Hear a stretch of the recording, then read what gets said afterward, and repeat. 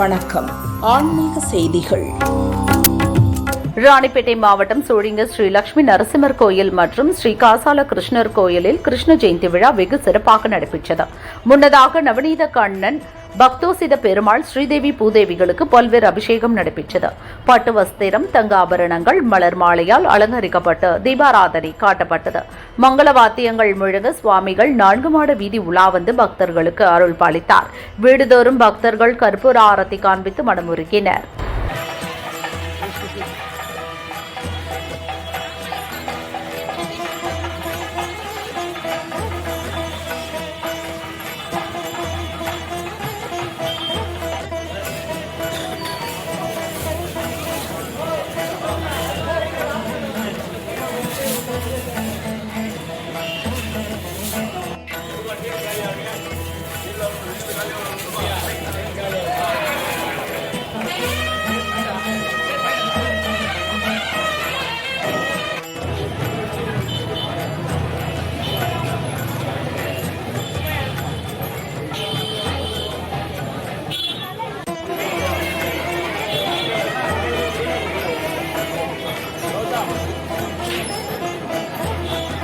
திருவாரூர் மாவட்டம் மன்னார்குடி ராஜகோபால சுவாமி கோயிலில் கிருஷ்ண ஜெயந்தி விழா வெகு விமரிசையாக நடைபெற்றது.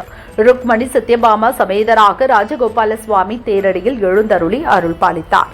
அங்கு உரியடி நிகழ்ச்சி முடிந்து மேல ராஜவீதியில் வீதி உலா நடைபெற்றது. கோயிலில் வழுக்கு மரம் ஏறும் நிகழ்வில் திரளானோர் பங்கேற்றனர்.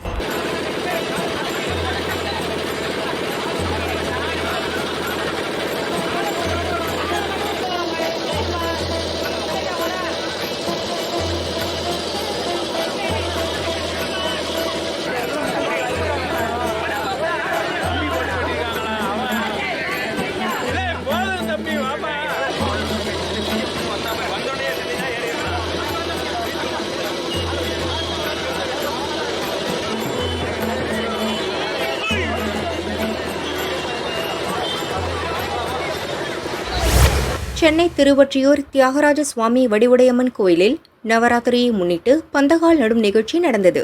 நவராத்திரி விழா வருகிற 23ஆம் தேதி கொடியேற்றத்துடன் தொடங்க உள்ளது. விழாவின் முதல் நிகழ்வாக பந்தகால் நடும் நிகழ்ச்சி வடிவுடையம்மன் கோயில் பிரகாரத்தில் சிறப்பு பூஜைகளுடன் இன்று நடைபெற்றது.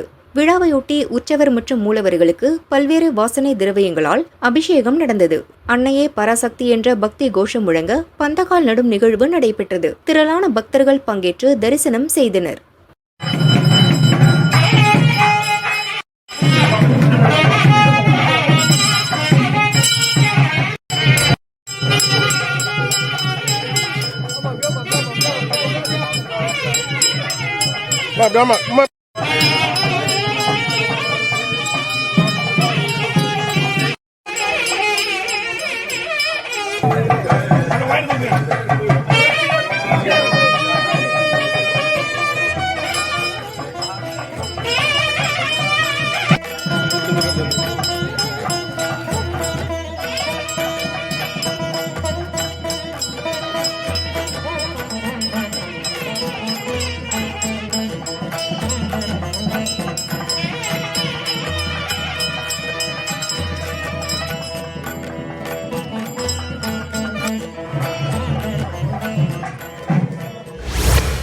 காரைக்கால் ஸ்ரீ உண்ணாமலை சமேத ஸ்ரீ அண்ணாமலை ஈஸ்வரர் கோயிலில் 3ஆம் ஆண்டு சம்மஸ்திராபிஷேகத்தை முன்னிட்டு சிவபெருமானுக்கும் ஸ்ரீ உண்ணாமலை அம்பாளுக்கும் திருக்கல்யாண உற்சவம் நேற்று நடைபெற்றது.